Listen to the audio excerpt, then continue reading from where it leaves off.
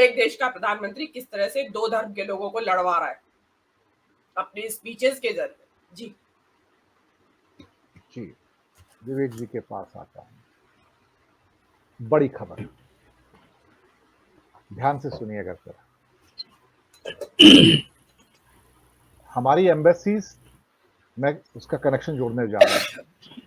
दुनिया भर में जो एम्बेसीज, जो बड़ी एम्बेसीज होती हैं, जब उनको अपने कुछ सीक्रेट मैसेजेस ट्रांसमिट करने होते हैं अपने देश को, तो वो कंप्यूटर का यूज नहीं करते हैं।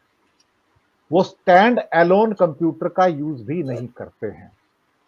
वो किसका यूज करते हैं? वो मैनुअल टाइपराइटर्स का यूज करते हैं। उसमें फिर से कार्बन लगाया जाता है और बिल्कुल सीक्रेट रूम होता है एम्बेसी के अंदर, जहां पर वो लेटर्स टाइप किए जाते हैं। उसको निकाला जाता है, उसकी सेकंड कॉपी वहां पे फाइल में रखी जाती है, कार्बन जला दिया जाता है, बर्न कर दिया जाता है। वो कॉपी एक क्लोज कवर में डाल दी जाती है, जिसे कहते हैं कि केबल। इसमें 1 मिनट को ऑफ कर दे, मेरी वॉइस इको कर रही है, 1 मिनट इसको थोड़ा। हाँ, उसको वहां पर बंद कर दिया जाता है, लिफाफे के अंदर बंद किया जाता है और डिप्लोमेटिक मेल के साथ उसको भेज दिया जाता है। दुनिया के बड़े देश यही करते हैं, हिंदुस्तान भी करता है। तो मैनुअल टाइपराइटर चलते हैं। भारत में एक और जगह जहां पर मैनुअल टाइपराइटर अब प्रोमिनेंट है, वो है उद्योगपतियों का अपना घर, खास तौर से जहां पर उनकी अपनी सेल है बड़ी। उस सेल के अंदर वो मैनुअल टाइपराइटर्स हैं, जो बड़े-बड़े, मैं किसी का नाम नहीं लूंगा यहां पर। और उनको जब कोई संदेश भेजना होता है, तो वो टाइपराइटर के ऊपर टाइप किया जाता है, मैनुअल टाइपराइटर के ऊपर। एक कॉपी रखते हैं, कई बार वो भी नहीं रखी जाती, कार्बन जलाकर दे दिया जाता है, क्योंकि उसमें कोई ट्रेस नहीं होता कहां से आया है, कोई नाम नहीं होता फ्रंट में, नीचे नाम नहीं होता, वो दे दिया जाता है। अब ये मैसेज कुछ पास ऑन हो रहे हैं इंडस्ट्रिस्ट के आपस में कि आप तैयारी करके रखिएगा, बदलाव हो सकता है। कहां पर? रेजीम चेंज हो सकता है। क्योंकि अगर वो मोबाइल से कुछ बात करते हैं, तो वो आमने-सामने चली जाती है। अगर वो मीटिंग बुलाते हैं कोई आपस में, तो उस पर भी मोदी जी की नज़र है कि कौन किससे मिल रहा है, क्या अडानी अंबानी से मिल रहा है, अंबानी महिंद्रा से मिल रहा है, महिंद्रा बी से मिल रहा है, ए बी से मिल रहा है, बी सी से मिल रहा है। एवरीथिंग इज़ बीइंग ट्रैक्ड 24 घंटे। इनके कॉल किसके आ रहे हैं, ये कौन हो रहा है। Now they have resorted to the same old methodology of the old typewriters की मैसेज दो और अपने एमिसरी को कहेगा, जो उनकी कारें जाती हैं वहाँ पे, सैकड़ों कारें रोज कॉर्पोरेट ऑफिस से निकलती हैं, कहीं जाती हैं एम्प्लॉइज को लेने घर पहुंचाने को, तो वहां जाके उनके एक एम्प्लॉइज को सौंप दिया जाता है कहीं पर, और वो अपने उसके लॉयल आदमी को उनके यहाँ पहुंच जाता है कि ये मैसेजेस संभाल कर हो, क्या करना है। The regime is getting change, there is a huge air about it. This is how the messages are being transmitted between the big industries of India today.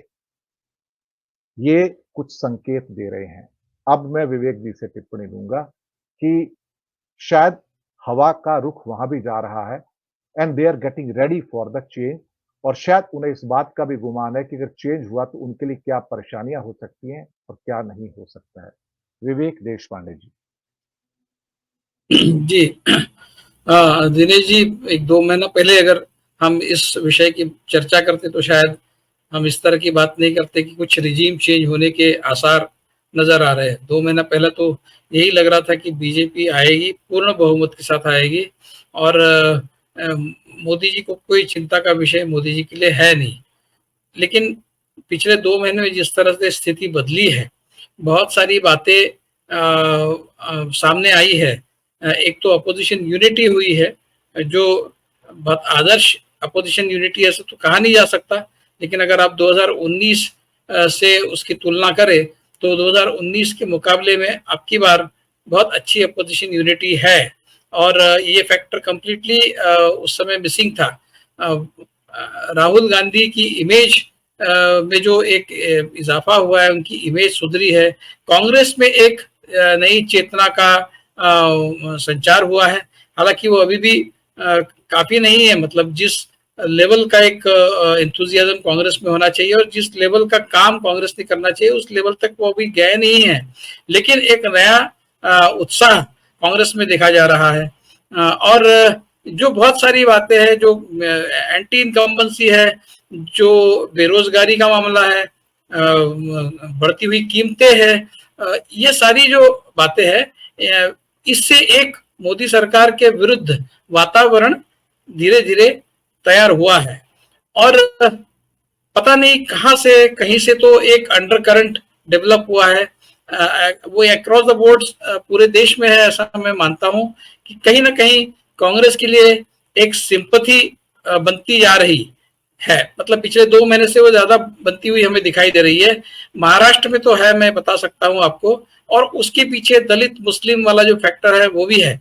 मतलब दलित और मुस्लिम जो है बड़ी तादाद में वो कांग्रेस के पीछे खड़े महाराष्ट्र में हो रहे हैं। और मुझे कोई कारण नहीं लगता कि ये भारत में अन्य कई दूसरे स्टेट में न हो रहा हो, कोई कारण नहीं नजर आता। क्योंकि अगर मामला संविधान का है तो उससे लगाव हर स्टेट के दलितों को होगा, और अगर मामला मुस्लिमों का है तो हर स्टेट में मुसलमान जो है वो इस बात से आहत है कि आने वाले समय में उसके साथ और क्या क्या हो सकता है। अभी तक जो हुआ वो तो एक ट्रेलर था, मोदी जी तो कहते ही है कि अभी तक जो हुआ ट्रेलर था। अब वो किस विषय के बारे में ट्रेलर की बात कर रहे हैं हमें पता नहीं, लेकिन मुसलमान तो उसको अपने खुद के बारे में वो उसको रिलेट कर ही सकते हैं कि हमारे साथ अभी तक जो हुआ वो शायद ट्रेलर था, और अगर पूर्ण हिंदू राष्ट्र जब भारत बन जाएगा तो हमारे साथ क्या होगा। कुल मिलाकर बहुत सारी बातें जो है वो एकदम से मोदी सरकार के विरुद्ध बहुत सारी बातें इकट्ठा हो गई है, और उसके चलते जो वातावरण बना है उससे कहीं ना कहीं आशा का एक किरण नजर आ रहा है कि शायद इतना आसान नहीं है मोदी जी के लिए फिर से बहुमत प्राप्त करना। कई लोग तो यह अटकल लगा रहे हैं कि 220 से 250 के बीच में इनकी संख्या रहेगी, उससे ज्यादा इनको नहीं मिलने वाला। अब इस तरह की बातें पहली बार हो रही है, और आप आम जनता में जाइए, आप बातें कीजिए, आप रिपोर्ट्स पढ़िए, जो रिस्पॉन्सिबल पब्लिकेशंस है, न्यूज़पेपर्स है, उनके रिपोर्ट्स पढ़िए, वहां से भी कुछ इस तरह की बातें अभी सामने आ रही। लोग अलग अलग तरह की बातें कह रहे हैं, लोग अनएम्प्लॉयमेंट के बारे में कह रहे हैं, लोग प्राइस राइज के बारे में कह रहे हैं, लोग विपक्ष को विक्टिमाइज करने के बारे में भी कह रहे हैं। इंडियन एक्सप्रेस में रिपोर्ट थी, मेरठ और गाजियाबाद जो बीजेपी के बड़े गढ़ है, वहां से जो रिपोर्ट इंडियन एक्सप्रेस की थी उसमें ये कहा गया था कि लोग कह रहे हैं कि नहीं हम बीजेपी को वोट देंगे और मोदी जी अभी भी है, लेकिन विपक्ष न हो इस देश में ये ठीक नहीं है, ऐसा लोग कह रहे हैं। तो कहीं ना कहीं मत परिवर्तन हो रहा है। अब वो कितना इफेक्टिव होगा और वो कितना कारगर होगा ये हम बता नहीं सकते, लेकिन बीजेपी के लिए 2019 अच्छा कोई बालाकोट जैसी चीज नहीं है, कुछ नहीं है। तो मोदी और बीजेपी के लिए कितना आसान रहेगा ये चुनाव, ये हम सब जानते ही है। ये बड़ा मुश्किल चुनाव उनके लिए हो गया है, इसमें कोई शक नहीं। और इस तरह के मैसेजेस अगर यहाँ से बाहर वाले देशों में गए होंगे तो मुझे आश्चर्य नहीं होगा। और जहां तक बात ये चुनाव पूरा होने की है, मैंने इससे पहले भी आपके प्रोग्राम में और बाकी जगह भी मैंने कहा है कि मोदी जी अंतरराष्ट्रीय परिस्थिति की बात कर रहे हैं बार बार, कि अंतरराष्ट्रीय परिस्थिति इस तरह से बन रही है कि इस देश में एक स्टेबल और बहुत स्ट्रांग सरकार होने की जरूरत है।